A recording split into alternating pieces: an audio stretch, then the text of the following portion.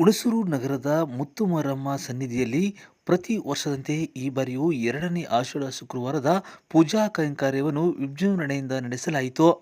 ಮುಂಜಾನೆ ಬೆಳಗ್ಗೆ 6 ಗಂಟೆಯಿಂದಲೇ ದೇವಿಗೆ ಸಾವಿರಾರು ಮಹಿಳೆಯರು, ಭಕ್ತರು ನಿಂಬೆಹಣ್ಣಿನ ತುಪ್ಪದ ದೀಪ ಹಚ್ಚಲು ಭಕ್ತಿ ಭಾವದಿಂದ ಸಾಲುಗಟ್ಟಿ ನಿಂತಿದ್ದು, ದೇವಾಲಯದ ಸುತ್ತ ಮಹಿಳೆಯರೇ ಕಾಣಿಸುತ್ತಿದ್ದರು.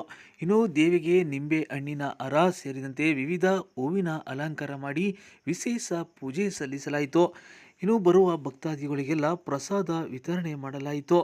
ಇನ್ನು ಇದೇ ವೇಳೆ ಮಾತನಾಡಿದ ಮುತ್ತುಮಾರಮ್ಮ ಸೇವಾ ಸಮಿತಿಯ ಅಧ್ಯಕ್ಷರಾದ ಎಚ್.ವೈ. ಮಹಾದೇವ್ ಅವರು, ದೇವಾಲಯದಲ್ಲಿ ಬೆಳ್ಳಿ ರಥ ನಿರ್ಮಾಣ ಹಂತದಲ್ಲಿದ್ದು ಮುಂದೆಯೂ ಭಕ್ತಾದಿಗಳು ನೆರವಾಗಬೇಕು ಎಂದು ಮುತ್ತುಮಾರಮ್ಮ ಸಮಿತಿಯ ಅಧ್ಯಕ್ಷ ಎಚ್.ವೈ. ಮಹಾದೇವ್ ಅವರು ತಿಳಿಸಿದರು.